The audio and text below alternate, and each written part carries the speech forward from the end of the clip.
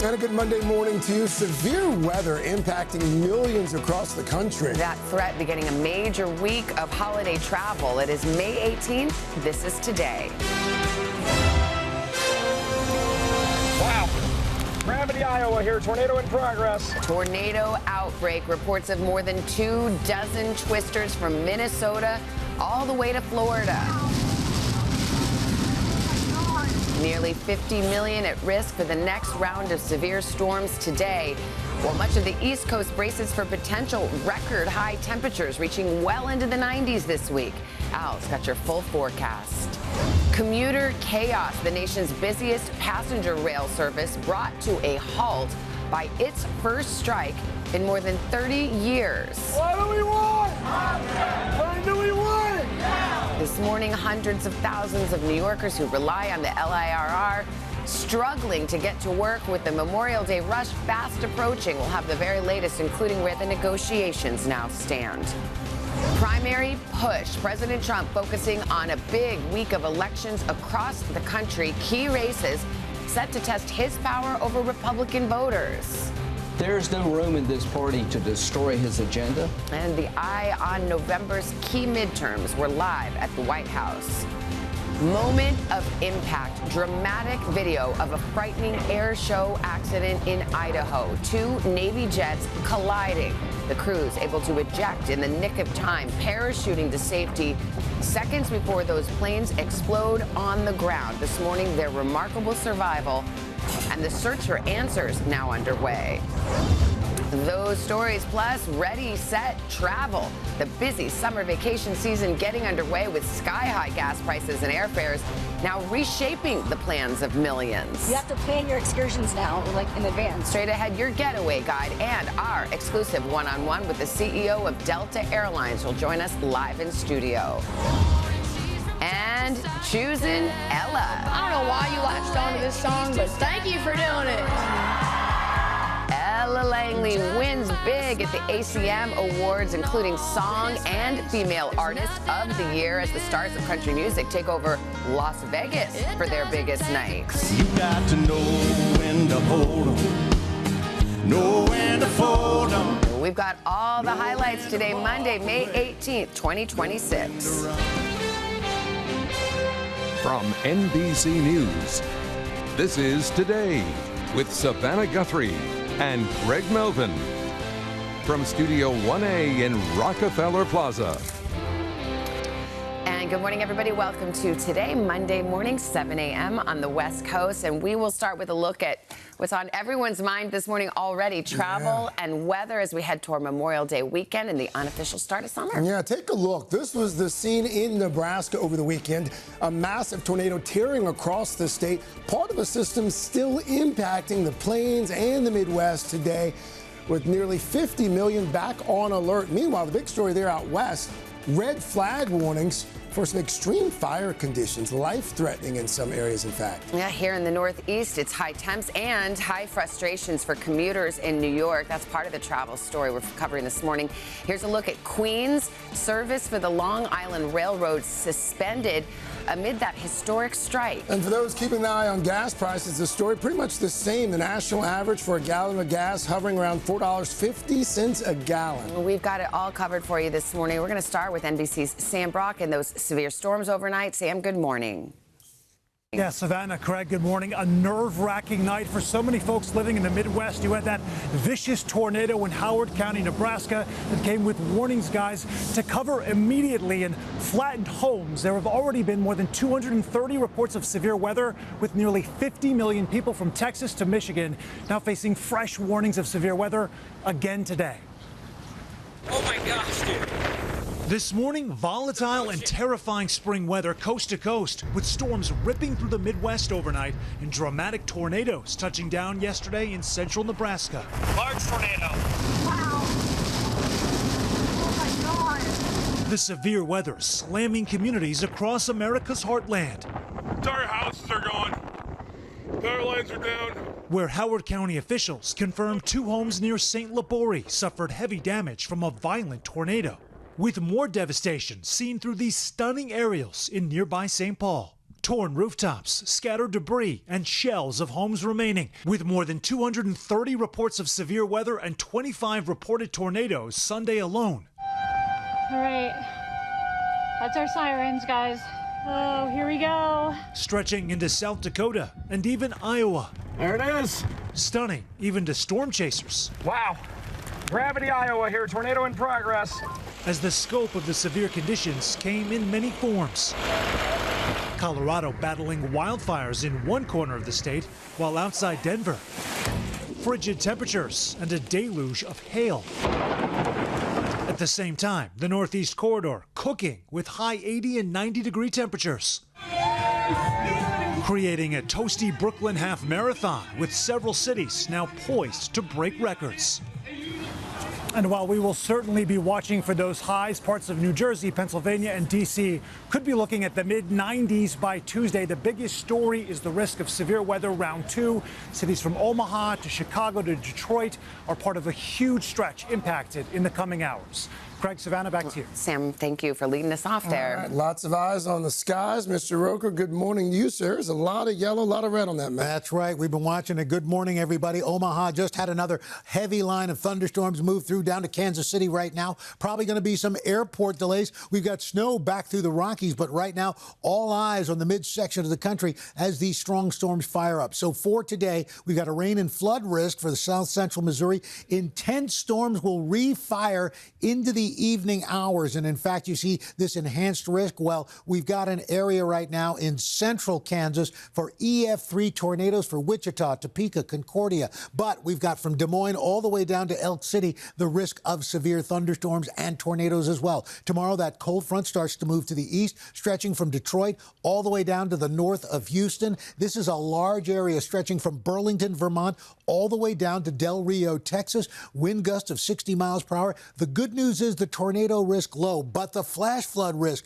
very high down as you get into southern Oklahoma and Kansas and Missouri. We are talking about rainfall rates 1 to 2 inches of rain or more per hour. And you can see locally anywhere from 5 to 7 inches of rain, especially down through that region. Now, record highs today. We've got at least 2 days of records. Syracuse possible, Charleston, Nashville, Lansing, Johnson City, and Fayetteville, all possible records, guys. Colder air is coming in, and for the East Coast, the Memorial Day weekend not looking great. We'll have details coming up. But it's early. It's early. Okay. Anything can happen. All right. Okay. Anything can happen. All right, Al, thank you. It's a rough start to the work week for hundreds of thousands here in New York. Service for the Long Island Railroad, the nation's largest commuter rail system, remains suspended after union workers walked off the job over the weekend.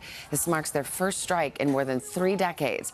NBC's Emily Aketa joins us now from Penn Station with where things stand this morning. Emily, good morning to you.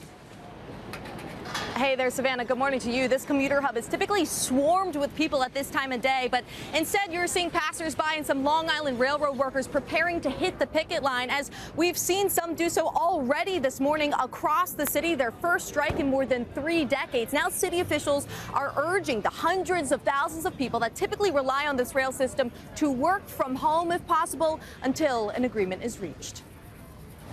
This morning, the nation's busiest commuter rail at a screeching halt. I'm very stressed. My commute was so crazy today. The Long Island Railroad shut down for a 3rd day after workers walked off the job over the weekend. What do we want? When do we want it?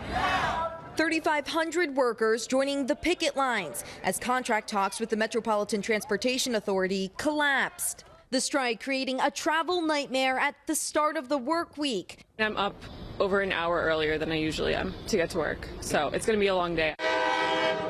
For the some 250,000 daily riders who depend on the rail system to commute between Long Island and New York City. People have school, people have work, people have lives. Commuters now scrambling for other options to get into Manhattan. You're going to need to carpool. You're going to have to probably get to the subway somehow from Long Island. As negotiations between the two sides continue, New York Governor Kathy Hochul says she's trying to avoid raising fees for passengers. The MTA cannot agree to a contract that would raise fares as much as 8% and risk hiking taxes for Long Islanders. President Trump even weighing in, criticizing the governor over the strike, saying she should not have allowed this to happen. At the center of the dispute, pay raises. The MTA has offered a 3% increase, while the unions are pushing for 5%. On top of 3 years is already agreed upon. We absolutely refuse to make a deal that puts it on riders and taxpayers to fund outsized wage increases, which is far beyond what anyone else at the MTA is getting. And the strike's impact will be felt well beyond the track. City officials estimate that the strike could cost more than $60 million a day in lost economic activity. It's unclear how long the strike could go on for, but some on the picket line tell me that they could go without wages for weeks, if not months. The MTA, in the meantime, is offering shuttle buses to essential workers, but so many people this morning, Savannah, still left in limbo. All right, Emily Aketa at Penn Station for us. Thank you. Well, we turn to politics now. A high-stakes week of elections ahead with 6 states holding primaries tomorrow. The results and what they signal for the November midterms set to be watched very closely, especially by President Trump. NBC's Ryan Nobles is at the White House with the very latest. Ryan, good morning. Hey, Greg, good morning. President Trump back here in Washington after his high-stakes summit in China that many were hoping would open a path forward to end the conflict in Iran. But that situation remains unresolved. And now one of the president's top allies is calling for him to resume military strikes in the country, while Mr. Trump himself remains focused on his increasingly successful political retribution campaign. A high-stakes political week for President Trump, with primary elections that could indicate the future of the Republican Party. A key test of Trump's power coming up in Kentucky. And over the weekend, Trump helping to end the career of Louisiana Senator Bill Cassidy, who was one of a handful of GOP senators that voted to convict the then former president in the wake of the January 6th riot. Trump posting, "It's nice to see that his political career is over." Cassidy conceding on Saturday. Sometimes it doesn't turn out the way you want it to. But you don't pout, you don't whine, you don't claim the election was stolen, you don't find a reason why. Yesterday on Meet the Press, Trump ally Lindsey Graham warning that Republicans who oppose Trump will lose their elections. There's no room in this party to destroy his agenda. Graham also predicting the defeat of Republican Thomas Massie in Kentucky, a conservative incumbent congressman who's had a contentious relationship with Trump, facing another bellwether election on Tuesday. This is a fight worth winning. It's a national referendum. Trump hand-picking his opponent. I want to just give me somebody with a warm body to beat Massie. And railing against him online. Massie has angered Trump with his outspoken push for the release of the Epstein files. And he's criticized Trump's policies, including the war with Iran. And I've tried to keep us from getting bogged down like we did in Afghanistan and Iraq for 2 decades. The war becoming a central political issue for Trump, with the price of gas and other goods rising as the stalemate in the Gulf continues. We are just hoping and praying that the prices come back down. Republicans promising that when the conflict ends, prices will drop. But Democrats argue voters will express their frustration at the ballot box. I think the Democrats will win back the House because there's so much momentum. And on Meet the Press this weekend, Senator Graham encouraged the president to consider resuming military strikes in Iran to break the stalemate in negotiations. Now Axios reporting that President Trump is expected to gather his national security team together in the Situation Room tomorrow to discuss potential military options. Greg. Ryan Nobles from the White House. Ryan, thank you. We're following new developments on the cruise ship at the center of that deadly hantavirus outbreak. Overnight, it arrived in the Netherlands, where the ship will be disinfected. In the meantime, a Canadian passenger has now tested positive, and the 18 Americans from that ship remain in quarantine. NBC's Maggie Vespa following all of it for us. Maggie, good morning. Savannah, good morning. That positive case in Canada, a person in their 70s, underscoring doctors' warnings that anyone exposed to hantavirus can test positive days or even weeks later. This is that cruise ship finally docks, ending a weeks-long nightmare for the crew and medical staff still stuck on board. Moments ago, the MV Hondius, the cruise ship turned epicenter of a hantavirus outbreak that killed 3 passengers coming into port in the Netherlands as the remaining 27 members of the crew and medical staff finally disembark.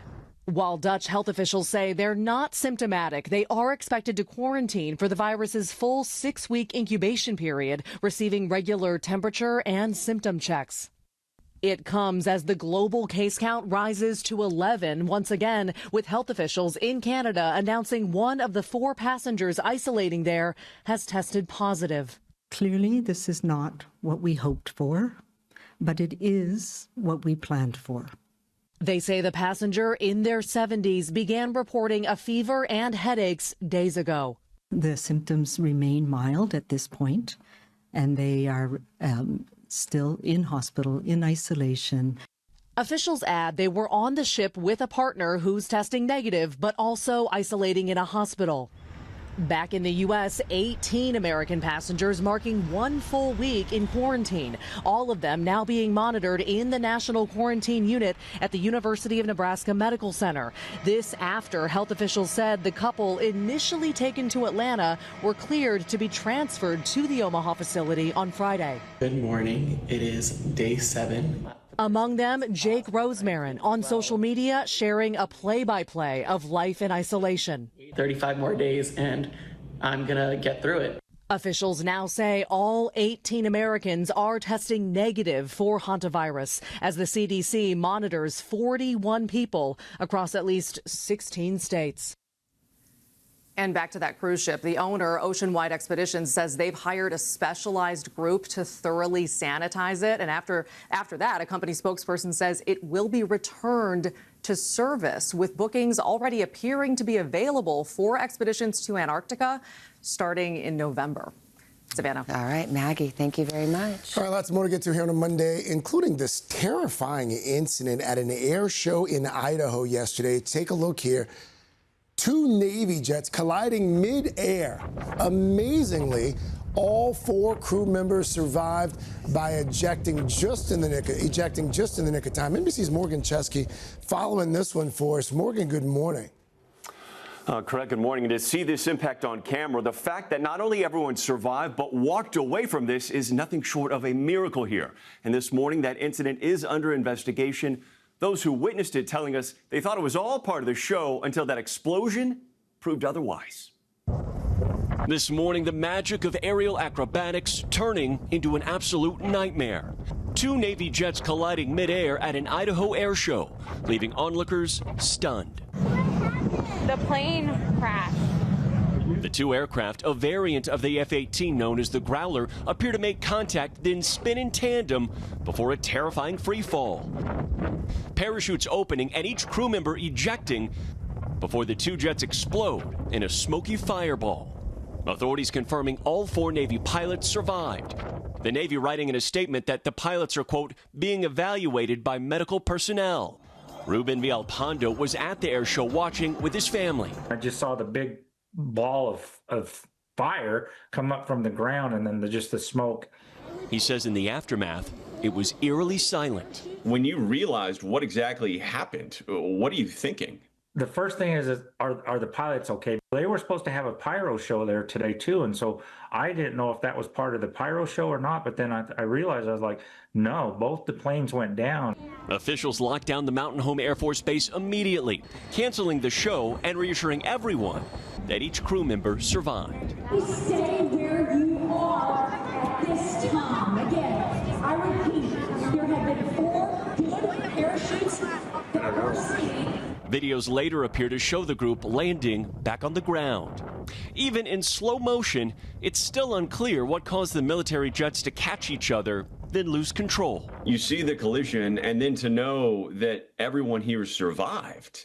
I couldn't believe how fast they were ejected out of those planes. It's just totally amazing.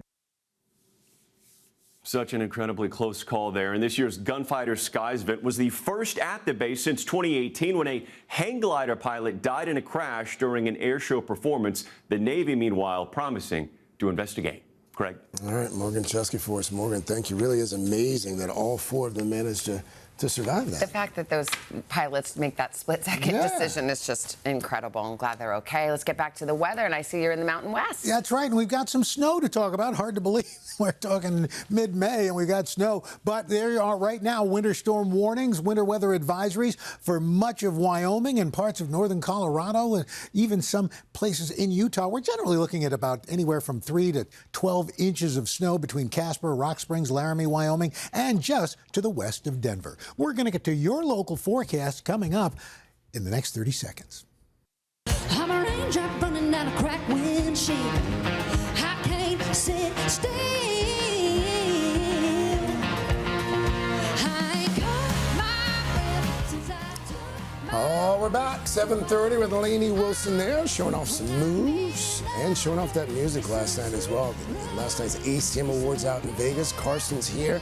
Gonna have all the highlights in your PSSP in just a bit. It's a big night for her. Fun show to watch. Lainey's got married last weekend. Yeah. Opened up the show.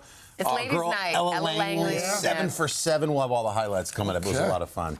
But first, lots to get to this half hour with the countdown to Memorial Day weekend. Not only does it mark the unofficial start of summer, but also the beginning of the always busy summer travel season. Yeah, in a moment, we're going to talk exclusively to the CEO of Delta Airlines. But we'll begin with NBC's Jesse Kirsch for the Outlook. Jesse, good morning. Hey, guys, good morning. We are looking at another likely record-setting weekend. 45 million Americans expected to travel, according to AAA, which says the average airfare is actually lower year over year for people who booked early. But the classic Memorial Day weekend road trip is going to be significantly more expensive. And despite that cost, many of us are still gearing up to hit the road. With summer's unofficial start just days away, this morning the travel rush is heating up, and so is the pain at the pump. I can't stand these gas prices. The average price for a gallon of regular topping $4.50. That's about $1.30 higher than last Memorial Day. You have to plan your excursions now, like in advance. But around a third of people say higher fuel costs won't change their summer plans, according to a recent report. I'm going home to Boston.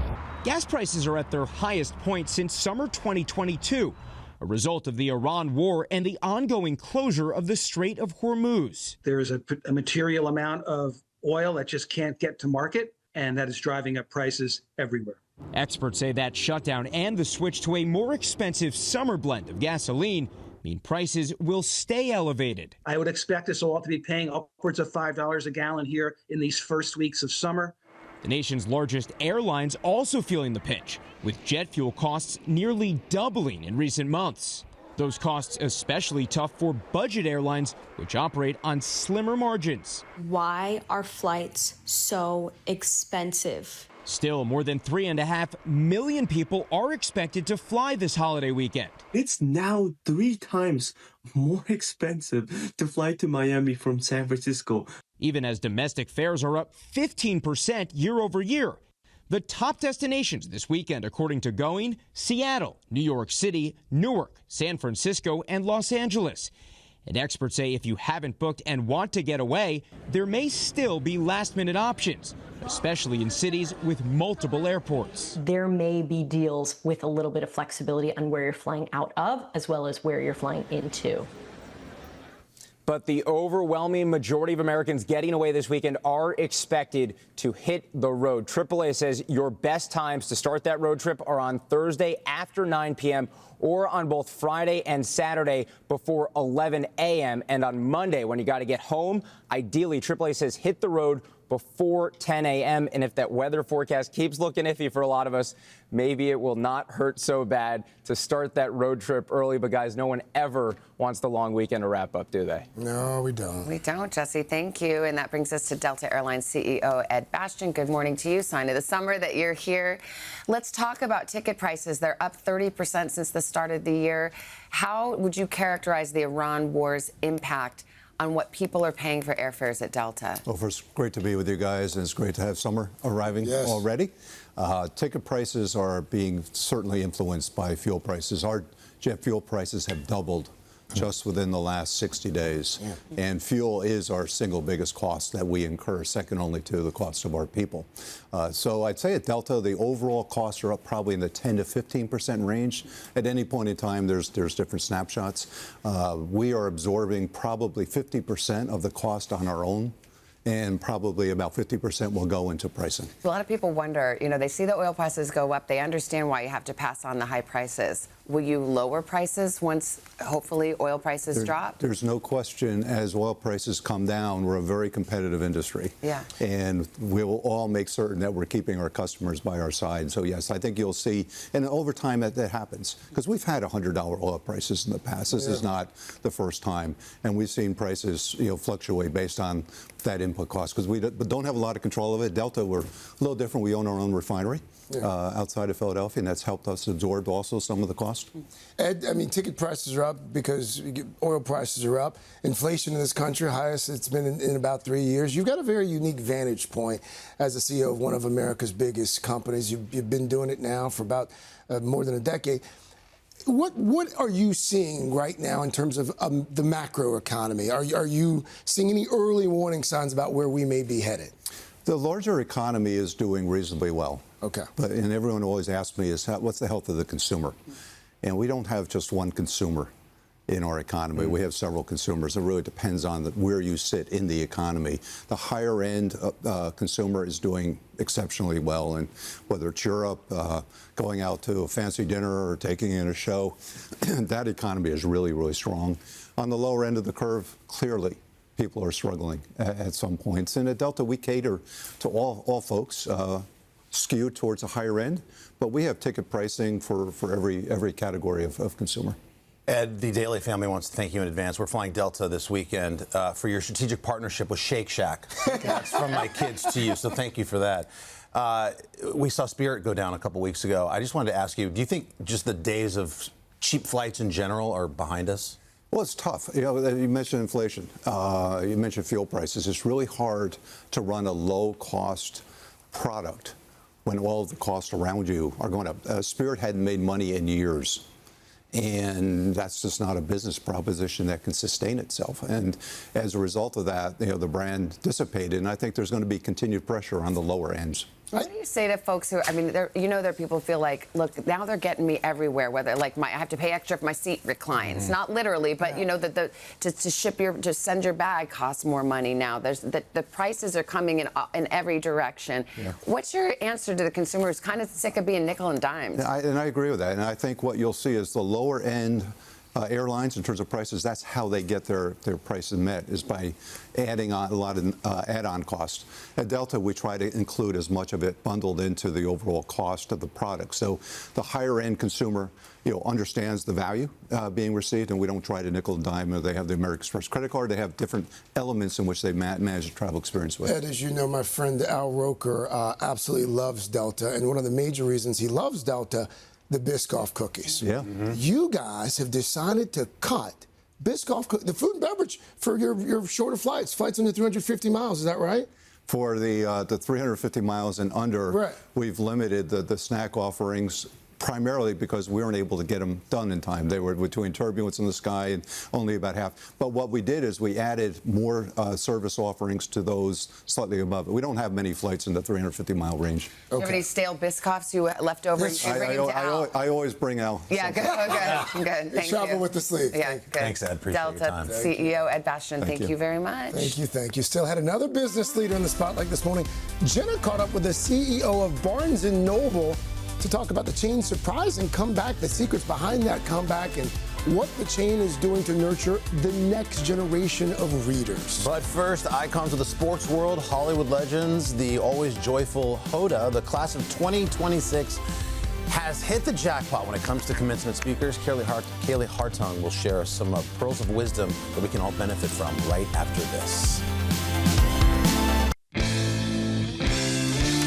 We're back. back, 7:43 this morning on In Depth Today. It's commencement season. That's right. Some big stars and Craig are taken to the podium at schools all across the country, delivering inspiring messages to the newest class of graduates. That's because you said no. NBC's Kaylee Hartung is here with some of the mini highlights so far. Hey, Kaylee. Hey, good morning, guys. Of course, the goal of any great commencement speech is to inspire and motivate the next generation. And already this year, we are hearing from athletes, actors, and even some familiar faces here in Studio 1A, all of them sharing their stories and passing on their best advice to the class of 2026. From Super Bowl champions. I want you to challenge yourself with people who push you to be your very best. Even if one of those people is a cranky old coach who cuts the sleeves off his sweatshirt. Okay, that's too specific in my experience. To Hollywood icons. Your generation has far more power than you may realize. To one of our very own. Believe in your ability to make it anywhere. There is a song, how does it go? What is it? Oh, if you can make it there, you'll make it anywhere.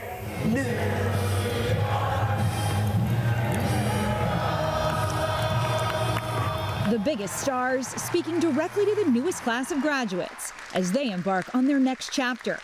Country music artist Eric Church also striking a chord with his now viral speech at the University of North Carolina. The world does not need another cover song. It needs an original. While over at USC, I think this is the first time that the accomplishment is just walking up to the podium instead of stepping onto one. Olympic gold medalist Lindsey Vonn delivered a powerful message about strength and resilience. Vonn still recovering from a dramatic fall at the Winter Olympic Games. Dare to dream, even when people think you're crazy for trying. Jump, because the only real failure in life is not trying. From one sports legend to another. Shaquille, I hate Charles Barkley O'Neal. Shaquille O'Neal also getting in on the graduation fun, taking a playful shot at his friend Charles Barkley as he earned a master's degree from his alma mater, LSU. I want you to say Shaq graduated with me. And of course, leave it to the Fonz to drop some words of wisdom. Henry Winkler inspiring Emerson's class of 2026 as they get ready to take on the world. You are powerful, and in you is a great gift. And your job is to find that gift and give it to the world. So many good moments there. And guys, there's more to come. Conan O'Brien, he's going to be speaking at his alma mater, Harvard. Sarah Jessica Parker, she is speaking to the folks at Northwestern. And Craig, I saw you were hard at work on your speech for tomorrow. Well, I don't know about hard at work, but yeah, I was working yesterday morning. I'm going to adhere to the rule of B's, Kaylee Hartung. Be sincere, be brief, be seated. Not going to keep them long. At Villanova University tomorrow. That's really cool. And AIB. AIB. A lot of AI usage in these speeches, do you think? Are people writing them, or what are they doing? I mean, you just had Ed Bastian here, who his entire speech was about not using AI. Yeah. He said he actually that in the speech. put in his thoughts to AI, let it generate it. He read it, and he was like, nope, took pen to paper, wrote it himself. Oh, that's great. And by the way, got the biggest applause line, too, in the speech when Ed said that. So. Sure did. Kaylee, thank you so much. Kaylee. You'll be great, Craig. You'll be great. Uncle Al? Well, yeah. That seemed a little... That didn't seem that genuine. A little insincere, I just want to say. We put it Pop Star. Wow, okay. We've got well above average temperatures eastern half of the country. A cool blast behind that jet stream splitting the difference there. Denver, 45. That's your high today. 48 in Bismarck. Childress, Texas, 101 degrees. Syracuse, 91. Probably a record in Raleigh as well. And then tomorrow, again, 90 in Syracuse. Boston, 94. Charlotte, 92. Same in Nashville. Minneapolis and Omaha below average, and then temperatures do start to moderate a bit. Buffalo, 59 on Wednesday. By Friday, you're up into the 60s, 70s in Norfolk. Looking for Nashville with temperatures in the low 80s as we head on into the Memorial Day weekend. That's what's going on around the country. Here's what's happening in your neck of the woods. That's your latest weather. Hashtag PSSP. All right, guys, the biggest names in Nashville hit the stage in Las Vegas last night. It was the Academy of Country Music Awards hosted by Shania Twain, and the show kicked off with an epic performance from Lainey Wilson.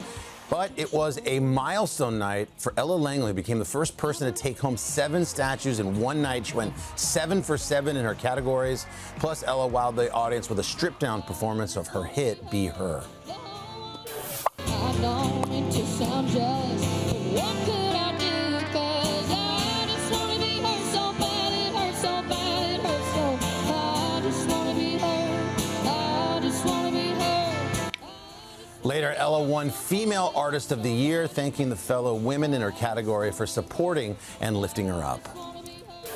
I walked right into Lainey's room, and I just got emotional, and she hugged me, wrapped me up, and started praying for me. And then all of a sudden, here comes Miranda Lambert in her little pink hat. And I would not be standing up here without just the encouragement of so many women. Kelsey, thank you so much for loving on me. Oh, very nice there. Male Artist of the Year and Entertainer of the Year went to Cody Johnson, marking his first time winning both those accolades. And then the night concluded with Mr. Blake Shelton. He sang a Kenny Rogers classic, The Gambler. He did that in tribute to the songwriter Don Schlitz.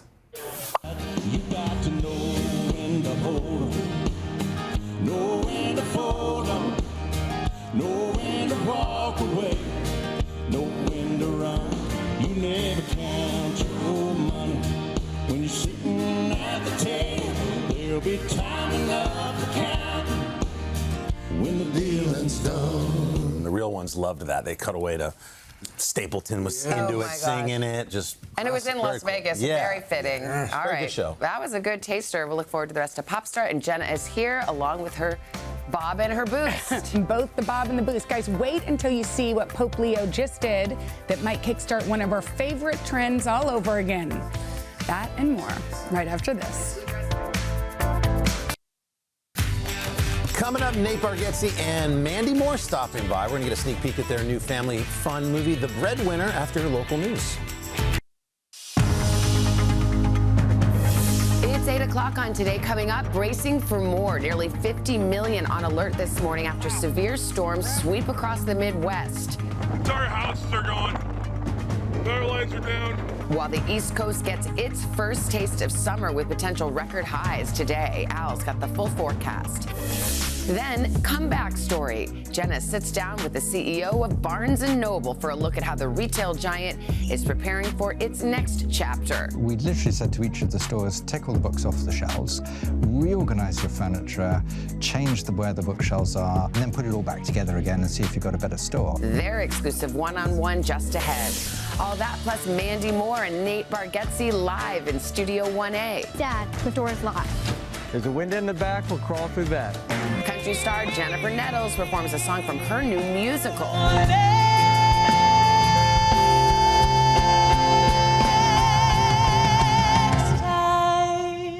And Harry kicks off his new tour in Styles.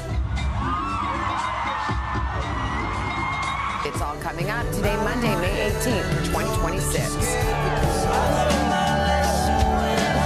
Kicking off the week at the Today Show from Houston, Texas. Salem, Oregon. Berwyn, Illinois. Columbus, Ohio. Anaheim, California. And Ruston, North Carolina. Celebrating our 44th anniversary. Today is my 20th birthday. Visiting from the Green College of Journalism at UGA. Go Dogs! We love you, Mama. Just graduated from Franklin County High School. In Tennessee. Welcome back. Welcome back to Today. Nice sunshine out on our plaza. Gonna get hot today too, but this crowd is ready for it. So there's students from UGA down there. That was the alma mater of one Deborah Roberts. Oh, yes, that's She went to right. that journalism school, too. Yeah, pretty cool. Let's get to your news. 8 o'clock, we began with that severe weather. That's Mrs. Roker. Yes. If anyone's wondering at home, impacting millions across the country, including reports of more than 24 tornadoes from Minnesota all the way to Florida. The storm's leaving a trail of destruction in St. Paul, Nebraska, and the nasty weather is far from over. Nearly 50 million people at risk for more severe storms today. And much of the East Coast, as mentioned, bracing for potential record high temperatures. Al's got it all covered. The better half of Deborah Roberts right here. Absolutely. Back now with the latest. What's up? Well, guys, right now, good morning to you, and good morning to you as well. We've got snow and we've got severe weather now just moving through Kansas City on its way to Chicago. So probably going to be some airport delays there later today. We've got flood watches from Nebraska all the way into central Missouri, as we could see anywhere from 6 to 8 inches of rain in some spots. 49 million people at risk right now. Des Moines down to Oklahoma City, where we've got a real risk. And in fact, there's a shot at EF3 tornadoes from Imperial, Wichita, Salina, Kansas, and EF2s all the way down to Elk City. Tomorrow, Burlington, Vermont, all the way to Del Rio, Texas. 48 million people at risk. Strong storms, damaging hail. Good news, tornado risk is lower. We are looking at, again, some places 5 to 7 inches of rain before it's all over. And temperatures between now and Wednesday, we could see records from Glens Falls all the way down to Bryson City, Wheeling, West Virginia, and Raleigh. And that's going to last for at least 48 hours. And then cooler weather comes in toward the end of the week. Guys? Okay, I will come back to you in just a few moments. Meanwhile, a high-stakes decision today for Luigi Mangione, the man accused of killing a top healthcare CEO back here in New York City in 2024. A judge will issue his ruling about whether crucial evidence can be used at the 28-year-old's upcoming state trial. NBC's Stephanie Gosk is at the courthouse for us this morning. Steph, good morning. Good morning, Craig. This was a critical decision for the defense. They were arguing that all of the evidence that was found in Luigi Mangione's backpack in Altoona, Pennsylvania, be suppressed, thrown out for trial. And what the judge has done here this morning is hand down a mixed decision. In some ways, a victory for the defense, but in some ways, big ways, a victory for the prosecution. And that is because some of the most significant evidence, including the alleged murder weapon, the silencer, and a notebook, will be included in the trial. And that notebook, according to prosecutors, is where Luigi Mangione laid out his plans to kill Brian Thompson, the CEO of United Healthcare. Now, what is being suppressed is everything that was found in the backpack actually physically in the McDonald's. And that includes a cell phone, a passport, a magazine of ammunition. They say that that search was warrantless, but the rest of the search back in the police station was legal. So all of that is going to be part of the trial. Craig, back to you. All right, Stephanie Goss there with the preview from the courthouse. Steph, thank you. The World Health Organization yesterday declared the Ebola outbreak in Congo and Uganda a public health emergency of international concern. There are more than 300 suspected cases and 88 deaths already. But the organization says the outbreak does not meet the criteria of a pandemic emergency, such as the COVID-19 pandemic. The U.S. government says it is working with Congo and Uganda to rapidly contain the virus, but the CDC also says the risk to the American public right now is low. JBH is here with the boost, not just any boost, a bit of a biblical boost. I'm bringing you a boost. Okay, there are some Bible verses that stand out, like John 3:16. But may I introduce you to the new word, Leo 6-7. To prepare for their confirmations, young Catholics from the Archdiocese of Genoa took a trip to Rome. And look what they got the Pope to do. 6-7! Salutano così, 6-7. Oh my gosh. Oh no. I mean, we thought this trend was dead. Yeah, we hoped. We tried to kill it. Yes. The three of us really worked hard so that it wouldn't continue in our homes. Are you saying the Pope has resurrected it? I think the Pope has brought it back, Yes, right? yeah. He put a little holy water on it, exactly. and here we go. Yeah, here we go. A summer of 6-7s all over again, Carson. Carson, what do you think? I think it's great, guys. I love it. I love it. We got a packed one coming up on our Pop Start, including Tom Brady stepping into something brand new. We're going to break down the NFL legend's big runway debut coming up. God, so much leather. It's leather weather for Tom Brady. Okay, surprising bounce back of Barnes & Noble is our next topic. Jenna sitting down with its CEO to talk about the chain's next chapter. And we're back with their conversation right after this.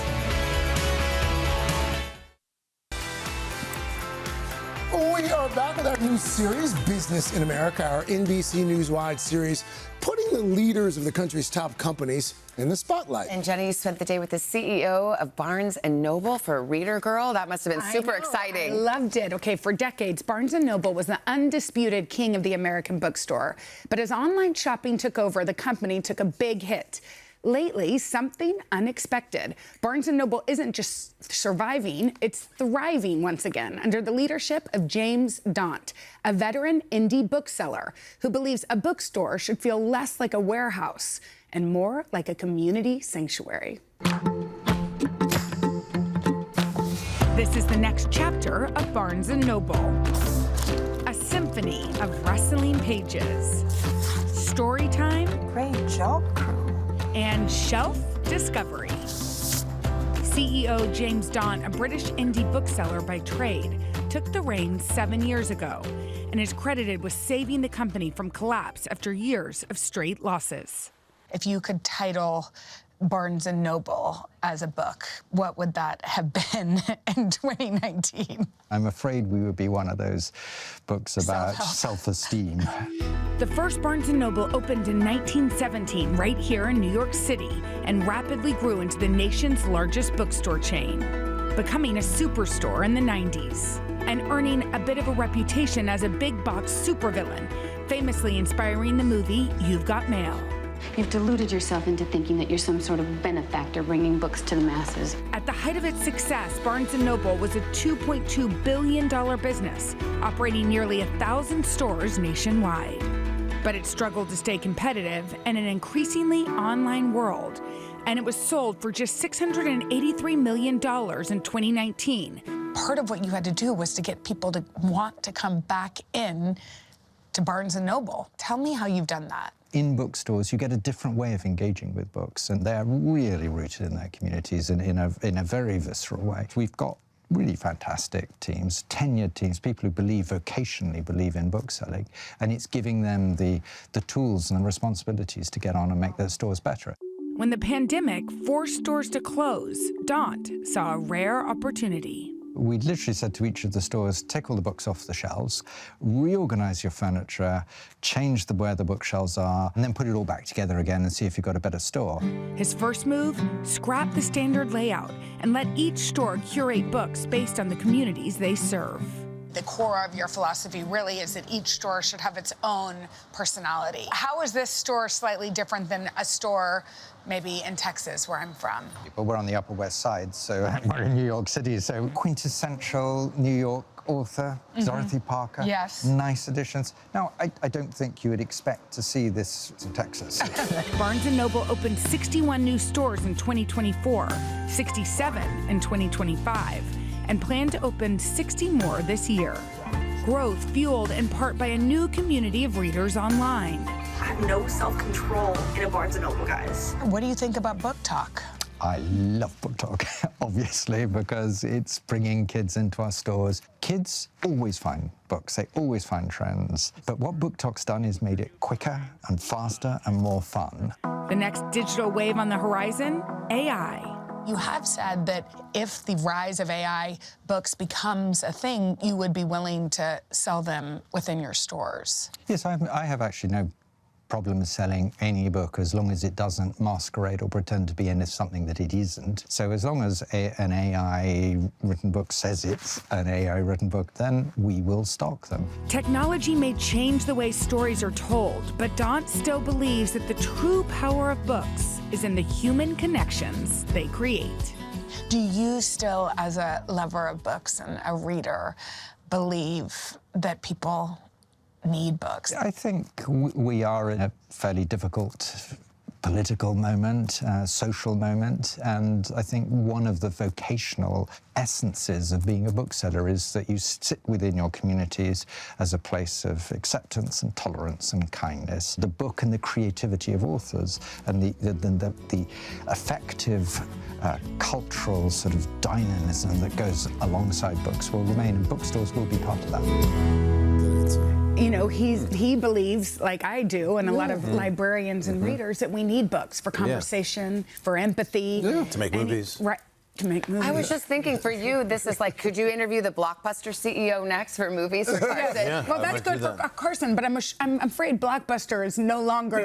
No longer. They have done a great job of making you want to go back into the brick and mortar and experience the store. Yeah. Some places haven't done that so well. Like music spots aren't necessarily the same, but they've done a great job. Well, my kids love going to Barnes, and not even just because of the books. They sell so many other things besides the books. Well, and that's what Don says. He says the surest, clearest sign of the turnaround is that the stores are full of kids. Yeah, their kids. And parents and caretakers bring their babies, but teens also go in the afternoon to the Starbucks, study, whatever. It's like a library. So that gives them a lot of hope for the next generation of readers, which gave me a lot of hope. When our babies were toddlers, we lived at that Barnes & Noble in our neighborhood. There was It's just a great way to entertain the kids, get them interested in reading, and they were always very hospitable. And they always wanted toys. Yes, they did. Hey, you know what's fun to do in Barnes & Noble? Go to the cookbook section and grab the Today cookbook that we did and sign one and then just leave it in there. Oh, have you done that? I've done that, yes. Well done. Yes, I've gone to my Bloody Mary recipe and I'm like, drink up. Hair the dog. Carson did. I love that. That's neat. Yeah. All right. By the way, you can watch the extended conversation with our Business in America CEOs. If you just have an NBC News subscription, scan the QR code and you can download the app and subscribe and hear it all. All right. Right now, though, we got a free forecast from Mr. Roker. Although the interesting thing, the other thing about the Barnes & Noble, a rising tide floats all boats, because all these bookstores are now doing so much better because people want that tactile feel. It's fantastic. Love that. Well, for today, we're looking at record heat here in the east, plenty of sunshine, but there is a big storm outbreak making its way into the midsection of the country. Fire risk through the southwest. Snowy conditions in the northern Rockies. Plenty of sunshine along the west coast. That's what's going on around the country. Here's what's happening in your neck of the woods. No. That's your latest weather. Best time of the morning. Let's get to Pop Star, guys. We're going to start with Harry Styles. The superstar kicked off his Together tour this weekend in Amsterdam. The show featured music from all 4 of his hit albums, heavily focusing on this year's release, Kiss All the Time, Disco Occasionally. Harry even pulled out some new choreography for a performance of Dance No More.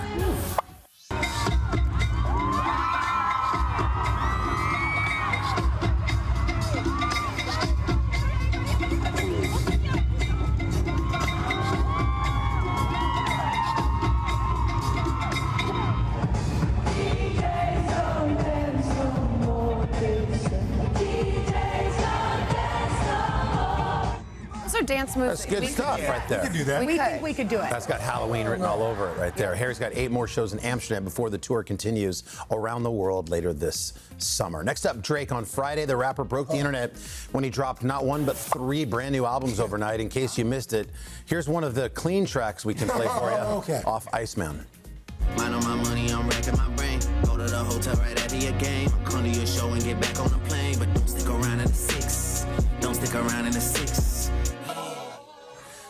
That was playing on repeat in the daily household. Not only did Drake break the internet, he also broke a Spotify record, becoming the most streamed artist in a single day in 2026. Iceman also holding the distinction of being the most streamed album in a single day this year. That record previously held by BTS. Feels like he broke the records up into different genres, too. Yeah. Well, the albums are like 3 different genres. Yes, yeah, there's like an R&B album, like a club album, and then a straight rap album. He's got a lot of time on his hands. Yeah, new label, whole thing going on there. Next up is Tom Brady, the Super Bowl champ, added new title to his resume this weekend, and that's Runway Model, taking place in the middle of Times Square. Brady making his debut walking the Gucci 2027 collection fashion show. He tackled his head to toe, all in black leather look. What do we think about that strut? Could this be a new career move for the legendary quarterback? That's blue steel right there. There it is. Next up, John Travolta, the Oscar-nominated actor, gearing up for the release of his directorial debut. The film, called Propeller, One-Way Night Coach, made its world premiere at the Cannes Film Festival this weekend. And while introducing the movie, Travolta was surprised with an honorary Palme d'Or, the most prestigious trophy at the festival. We have decided to give to John Travolta a Palme d'Or d'honneur. Oh my God, this is a humbling moment. A humbling moment. So thank you, Terry, from the bottom of my heart. And I just can't believe it. This is beyond the Oscar, really. So, beyond the Oscars, saying something. That's saying something there. That's a look. Oh, we can all chat about it with John when he's here in Studio 1A with his daughter, Ella, who stars in the movie. They'll be here on Wednesday. Cool. That is your pop star. No, we got time for one more? Yeah. Let's do Kate Hudson and Reese Witherspoon on the graduation tip here. NYU students were graduating there here in the city. The two A-listers shared special snaps from the ceremonies to mark milestones for their kids. Kate posting this photo with her son, Ryder, posing alongside her ex and Ryder's dad, Chris Robinson. For the occasion, Reese taking Instagram took this picture celebrating her Tisch graduate son, Deacon. Reese writing in the caption, after 4 years of hard work, long days, endless papers and classes, that's a mom writing that. Yeah. Working with the greatest teachers and making new friends, my wonderful son graduated from Tisch. I'm so proud of you. So congrats to all the graduates. Yeah, That's your pop star, guys. Great pop star, guys. Look who's here. Look who's here. Not one, but two stars. Nate Bargatze and Mandy Moore, stars of the new family comedy. It's called The Breadwinner. It is Nate's feature film debut. We'll talk about it after your local news and weather. At the end of the school day, someone from the school called my cell phone. They have my wife's cell phone, they have my cell phone. They called my cell phone, and she said, hey, do you know what bus number your daughter's supposed to be on? And I said, I'm her dad. We're back with some laughs from the great Nate Bargatze. Now, Nate's taking those dad stories from the stand-up stage to the big screen. It's his first ever film. It's called The Breadwinner, and he co-stars alongside Mandy Moore as the parents of 3 young girls. And when mom is whisked away on a weeks-long business trip, well, dad's left in charge. And what could possibly go wrong? I'm gonna be back before you know it. I promise. Come here. We're all gonna die. Hi. Hi. Have fun. I love you guys. Don't worry about a thing. When you get back, the house will be exactly like you left it. Dad, the front door's locked. Do you have keys? Nope. Just keep waving. We'll put sand through a window in the back. Yes! Nate, Mandy, good morning. Good morning. Good morning. It is one of those movies that the whole family can watch. We watched it Saturday night. My kids were just laughing. Oh, that's awesome. But it's pretty obvious when you're watching the film, for someone who's followed your career for a long time, a lot of the film, it's a bunch of your stand-up jokes that you've taken and turned into a script. Yeah, that's what was pretty fun to do, because it's like you got all this stand-up and you know, these hours that you've talked about, and so to get to put it into something like this, like with a movie, and then you get to, you know, like kind of expand into, like, I have one daughter and you have 3 daughters, like just, you get to see it like stretch out a lot more. And you had a great teacher. So this was his first time. You've been doing this for a while. How did he do? He was fantastic. Because I got through it. I got through it. He is a total natural. My favorite thing, though, on the first day, he's like, so you don't shoot movies in order? I was like, we do not, in fact, shoot a movie in script order. So that was the only thing he had to, other than that, he knew exactly what he was doing. And we're going to work on that. There's this scene that I read about, Yeah. The Shark Tank scene. Yes. And you're standing there, and I understand that this was actually legit stressful for you? Legit stressful. So my character goes on Shark Tank to sort of sell this invention that she creates, and I have to say that was maybe one of the most nerve-wracking parts of my professional life. Why? I really truly felt like the stakes were so high. I was walking down that plank, the hallway with the doors that automatically open and all the sharks are sitting there. Yeah. I felt like I really had to sell this idea. It was terrifying. I think when you went down that tunnel too, it was like you just went. It wasn't like she goes in the tunnel, then it's like, all right, they were stop. doing a whole episode filming. They was rolling. Oh, it's like they weren't acting, but you were. I was acting, yes. Got it. Yeah, And it was terrifying. But they were great because it was like the first, they had lines, and then once we did one, they're like, all they got into it and started ad-libbing. Then they started so much grilling her. And last week, it was also reported that you're introducing something called the Nate rate for this film. Explain that to people. Yeah, it's just the idea that it's just a lower pricing for tickets, and so everything's expensive, and especially now and stuff. So it's trying to we want the whole family to come out, and so we don't want it to cost you the most money. So we're trying to do something to help out a little bit. So if you check with your theaters, each theater's doing something different, but we talked with all the theaters and just putting a little low pricing on it. Mandy, that's a great idea. Yeah. Yeah. I'm so excited. I'm so proud of this film. I'm excited that there's a little something for everybody, and just excited for families to go and see it. Yeah, yeah. We want to put your recent success into perspective for a moment here. I don't know if you're familiar with this, but the Wall Street Journal recently reported something that I found pretty staggering. You're on track to sell more tickets to your comedy shows this year than Beyonce sold last year to her shows. So does that mean you become the Beyonce of comedy, or does that mean that Beyonce is now the Nate Bargatze I think of Beyonce music? stopped before, yeah. She chose to stop, and that's what, yeah. Yeah, if I can be the Beyonce of comedy, that's all I want to be, you know. I mean, that's the dream. That's pretty impressive. It's very impressive. We, you know, I mean, I was in Syracuse last night. And so it was, the shows have been unbelievable. The tours have been great. This has been just such a big tour. I was touring when we were doing this movie, and it was... He would work all week, and then he would go and do 2 or 3 stand-up shows every weekend, and then come back to set on Monday morning. It was, I've never seen someone work so hard. It was I don't think I would do that again. That was a mistake? That was, well, yeah. I don't know, again, I didn't know what I was walking into. So it's like 7 a.m. days, and you're like... You got 3 kids now. I do. All under the age of... 5 and under. But you seem so refreshed and normal. And... Coffee will do all the wonders in the world. I'm telling you what, caffeine is, we're faking it. Before I let you go, the stand-up's not enough, movies not enough, books not enough. You're opening a theme park. Yes. And we thought that was a good idea. Yeah, we did. Right now we think it's a good idea. We got a rendering, I think. I think someone sent us a... What is this? It's a theme park. Well, what's it called? It's called Nateland, and it's just, it won't be all about me. But it's in Nashville. We had a theme park growing up. My first job was at a theme park, and so, you know, I just wanted to kind of bring that back again. Gearing a lot of stuff that I want to have stuff for families to be able to go to and create memories, and so, you know, why not? When's Nateland going to open? Yeah, I don't think I can say. Okay. But well, it's you could. Huh? You could. I could, yeah. We're not as far as you think. Okay. We're not as far, but it's, you know, you're going to be, I hope I look like this still. I don't think I will be like an old man. Okay. You know. And Mandy and I can get a fast pass? Oh, all day long. Just give me cash on the side. You got it. Nate, Mandy, thank you both. Thank you so much. The Breadwinner hits theaters on Friday, May 29th. Savannah. All right, guys, thank you. Just ahead, we're going to level it up. Must-have fashion advice from Erin Walsh, the celebrity stylist who's been busy dressing the stars of The Devil Wears Prada 2 and the Met Gala. She's got a new book, Practical Takeaways you can apply to your own wardrobe. But first, this is Today on NBC.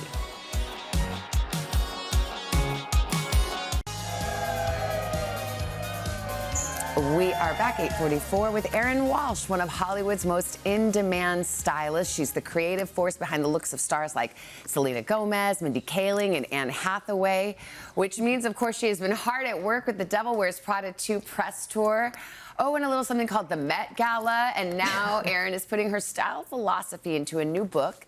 It's called The Art of Intentional Dressing, your essential guide for manifesting a magnetic life. Erin, good morning. It's good to see you. So happy to be here with you. What a busy time for you, because Anne Hathaway, who, by the way, wrote the foreword to your book. Yes. And I know she's a dear friend of yours. She is. And this is the year of Anne Hathaway, which means then it's also the year of Erin Walsh styling Anne Hathaway. Keeping up with the Hathaway. Yes. Yeah, it's been a whirlwind. It's been really wild. And you know, Mel Robbins has said, she told me this, like she's had a crazy year too. And she said, you just have to remember to keep looking out the window on the airplane, right? Yes, so exactly. just trying to be grateful and take it all in. Yeah, take a picture with your mind. I always tell my kids. I mean, The Devil Wears Prada 2, I mean, there are styling assignments and then there are styling assignments.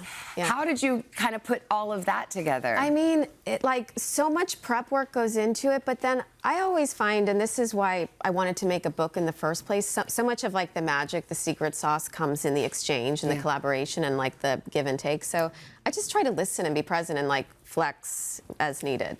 In chapter 1, you take on the question that we all ask ourselves standing in front of our closet, which is what the blank to wear today. Do I wear? And do we, I mean, just sometimes you're just like, oh, who cares? But okay, you say the problem that a lot of us have is, you call it misalignment. What does that mean? Well, so I think a lot of us have thought about our closets and clothes as just what we put on in the day. Yeah. But like when you go to the closet in the morning and you have a spiral, it sets up your whole day to like not be successful. But it also separates you from who you are and the intention of who you want to be. And the whole reason I wanted to write a book was because I believe that when we harness the clothes, all of it, and we get into alignment with that, when we step into how we want to feel, if the clothes are telling the story of how we want to feel, then automatically our day sets us up for success. Where do you start? Because I look at my closet at home, and it's like so much stuff that I wear like 2 things. Well, I think we need to get into your closet. Oh, please come over. But it's like, you have all this stuff that you feel, you're like, I can't throw that out because I bought it and I thought I was going to wear it and I didn't, and now I feel so. Like, what do we do with that guilt? And so 100%, people have like price tags of expensive things they bought. People have a whole bunch of stuff that's who they used to be. Our bodies change as women. Our bodies change not just every year, but every day. Yeah. So like there's things that don't fit, and then we feel the shame of like not being that person anymore. So I think it's really important as a first exercise. Number 1, go in your closet and pick out 3 things that you feel great about. So that you, Savannah, know on any given day, like this jacket makes me feel awesome, these jeans make me feel super boss, and this shirt makes me feel elegant and inspired. Okay. But 3 words with each one. And then the other thing I would do, because it's super important, you need to get real with every single piece in your closet and be like, this piece makes me feel like this. And if that's too overwhelming, because for a lot of people it is, do it in chunks. Okay. A little bit at a time. But it needs to feel like a welcoming, calm place, so that, because the first step in my book of this method, of the Create method, is clarity.